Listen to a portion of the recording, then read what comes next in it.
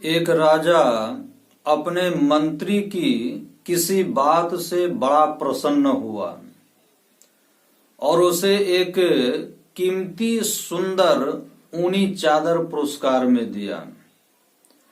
जब मंत्री राज दरबार से बाहर हुआ तो उसकी नाक जुकाम के चलते, सर्दी के चलते बहने लगी, तो उसके पास कोई नाक पोंछने के लिए रुमाल या कोई कपड़ा नहीं था।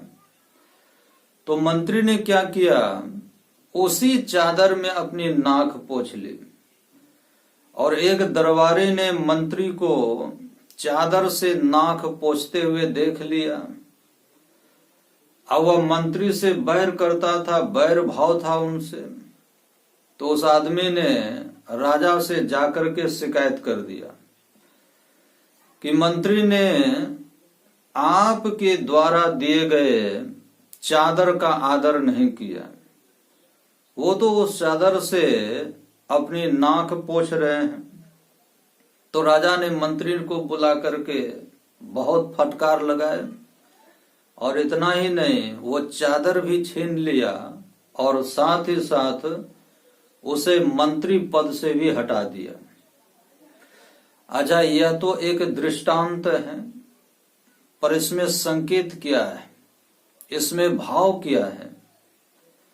जैसे राजा प्रसन्न होकर मंत्री को सुंदर ऊनी चादर पुरस्कार में दिया और बहुत कीमती चादर दिया, ठीक इसी प्रकार परमात्मा ने हमें कृपा करके मानव का शरीर दिया है।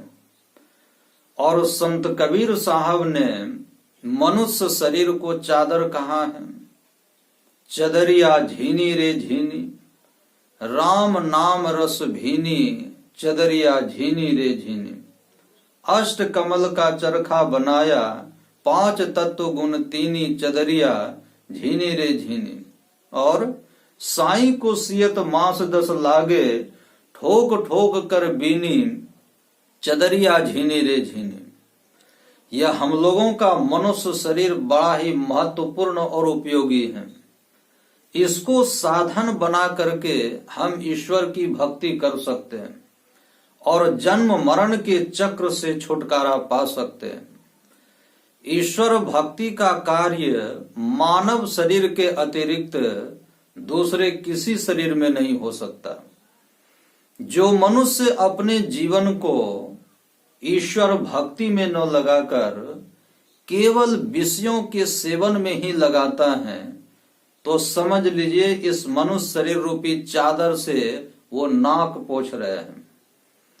तो जैसे राजा नाखुश होकर के मंत्री से चादर छीन ले, उसी तरह परमात्मा फिर उसे दूसरे जन्म में मनुष्य शरीर को न दे करके अब जाओ गधा के शरीर में, ऊंट के शरीर में जाओ, कुत्ते के शरीर में जाओ, सुअर के शरीर में जाओ, बैल के शरीर में जाओ, कीड़े मकोड़े के शरीर में जाओ। इसलिए हम मानव शरीर का आदर करें। अच्छा, मानव शरीर का आदर करना क्या है? एक ईश्वर की भक्ति करनी, यह है मानव शरीर का आदर करना। तब परमात्मा खुश होकर उस जीव को मनुष्य शरीर रूपी कीमती चादर को प्रदान करता है।